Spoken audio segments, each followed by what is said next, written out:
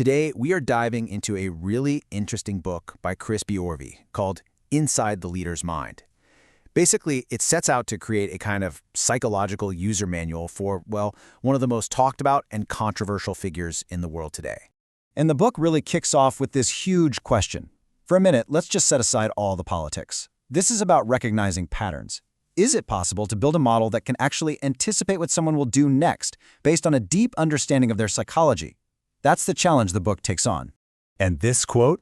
This is the core principle for the entire analysis. The author is crystal clear about this.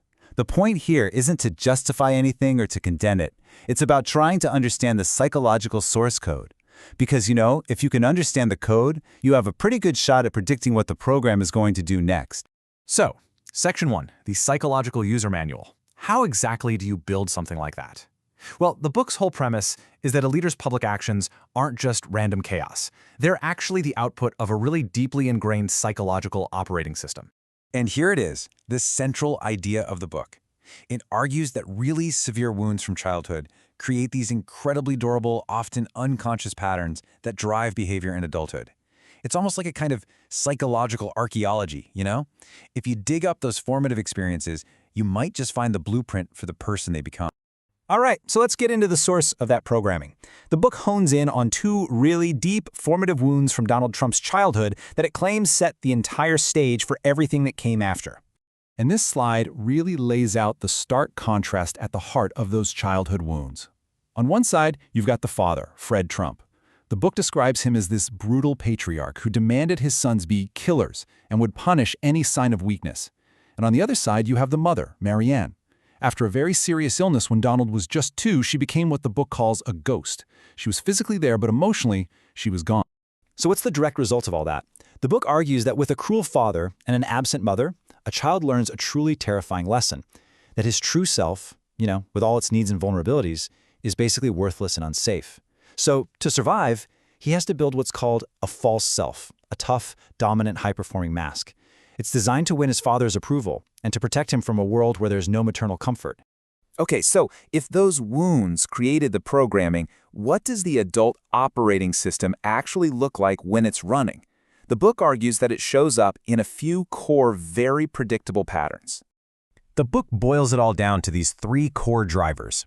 You can think of them as the main subroutines that are always running in the background: the dominance machine, the vengeance algorithm, and the loyalty trap. First up, the dominance machine, and this quote, "I alone can fix it," just captures it perfectly. The false self cannot, under any circumstances, show weakness. So every single interaction, whether it's personal, political, or in business, it becomes a zero-sum battle. There are only winners and losers, the dominant and the dominated, and the goal is always, always to be on top. Second, we have the vengeance algorithm. The book's argument here is that for a personality built around this fragile false self, any criticism, any slight, feels like a threat to its very existence. So the response isn't just to defend, it's to completely obliterate the source of that threat. And what's really crucial is that this algorithm, it has no statute of limitation. And look, these patterns have very real, very tangible consequences.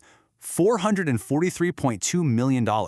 This number represents the combined total from just 2 major civil cases for fraud and defamation. The book presents this as a direct cost of an operating system that sees rules as mere suggestions and attacks as a core strategy. And what about the concept of truth? Well, the Washington Post's fact-checker tracked over 30,000 false or misleading claims during his presidency. The book argues this isn't just about dishonesty. For the false self, truth is whatever serves the immediate goal of maintaining dominance and protecting itself. So if these patterns are so deeply programmed and so consistent, the book makes the case that they can be used to make some specific, and it claims, high-confidence predictions about what happens next. So based on the patterns we've just walked through, the book forecasts what a second term would look like, one where these programs run totally unchecked. The loyalty trap would lead to staffing based purely on personal allegiance, forget expertise. The vengeance algorithm would use the full power of the presidency to get back at perceived enemies. And the dominance machine would drive efforts to purge the civil service and dismiss alliances like NATO as just bad deals that need to be broken. The book presents these not as guesses, but as the logical outputs of the system it's described. And that brings us to the conclusion. The book circles back to its most important theme, really clarifying the purpose of this whole psychological deep dive. Now, this is a really critical distinction it makes. It says it's possible to feel compassion for a child who was, terrorized by his father and essentially abandoned by his mother. But the book is very firm on this point, that compassion does not absolve the adult for his actions. The purpose of tracing the wounds is to predict the weapons. And there it is, the ultimate takeaway. The analysis in this book isn't meant to be just some academic exercise. It's presented as a tool. By understanding the predictable patterns of this psychological operating system, the argument goes, we can anticipate future actions and, as the author says, prepare for them. So, in the end, the book leaves us with a psychological map of a leader's mind and a forecast of where that map leads. It doesn't tell anyone what to do. It simply argues that now we can't really say we didn't see it coming. What we all do with that knowledge, well, that's the question left for all of us.